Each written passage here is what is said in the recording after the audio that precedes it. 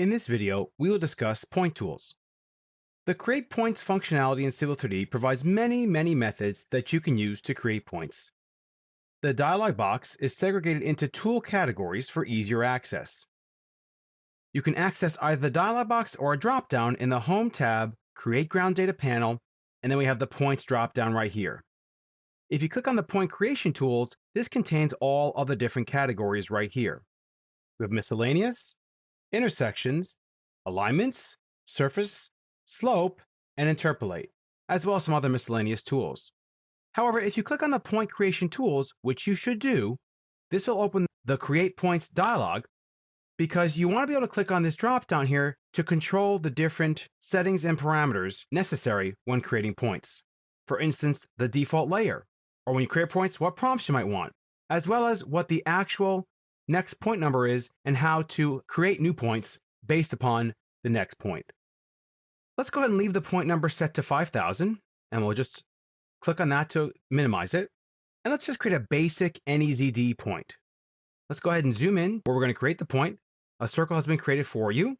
And let's say we have a tree that the surveyors forgot to pick up, but they have it included in the fieldbook file. So this will just be a miscellaneous point. Let's go ahead and click on the miscellaneous dropdown here and click on manual.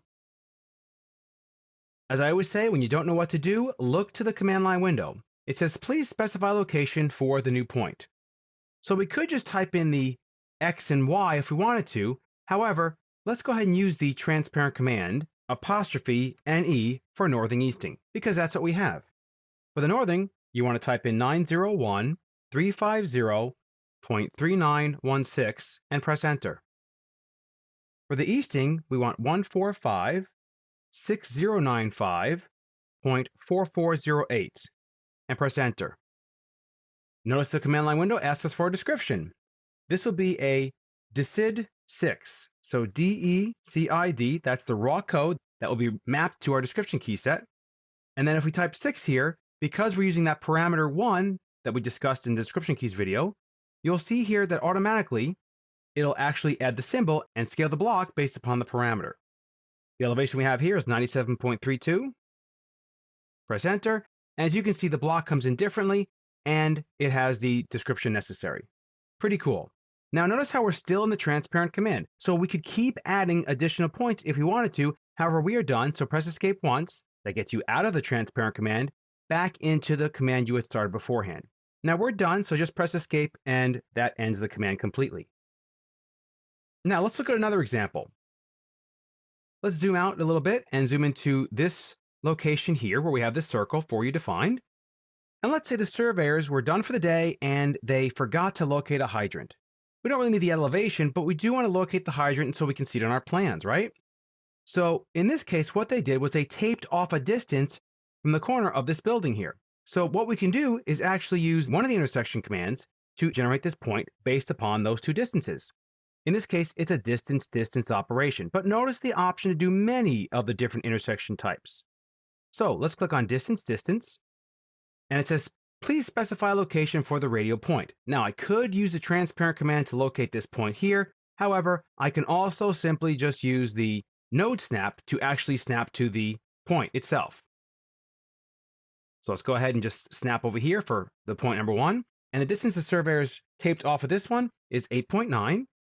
And then press enter. And the next one they selected was 439. And the distance for this one is 7.6. Now watch what happens when we do this. Notice how you get two X's, two large X's. This is because Civil 3D has generated two circles, and this is the location for the intersection of those two circles, which of course would get you the distance point.